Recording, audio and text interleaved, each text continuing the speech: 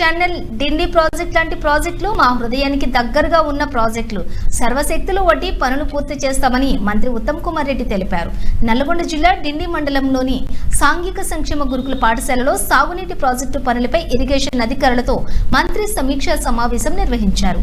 అనంతరం చిట్యాల గ్రామ దున్నపోతుల గుడి ఎత్తిపోతల పథకం పనులను మంత్రి పరిశీలించారు.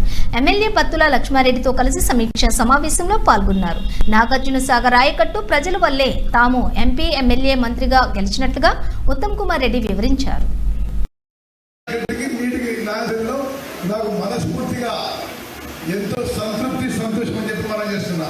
దున్నపోతుల గండి లిఫ్టిగేషన్ స్కీమ్ కానీ, బొత్తులపాలెం లిఫ్టిగేషన్ స్కీమ్ కానీ, వీర్లపాలెం లిఫ్టిగేషన్ స్కీమ్ కానీ, తోపుచెర లిఫ్టిగేషన్ స్కీమ్ కానీ, కేశవాపురం కొండ్రపూడి స్కీమ్, ఈ 5 మిర్యాల కాన్స్టిట్యున్సీ. మరి ఉత్తమ్ కుమార్ రెడ్డి ఇరిగేషన్ మినిస్టర్గా వస్తే ఈ స్కీములు శాంక్షన్ అయ్యి మళ్ళీ నిధులు విడుదలై 1 సంవత్సరంలో ఈ 5 లిఫ్టిగేషన్ స్కీములు పని పూర్తి చేయడానికి నేను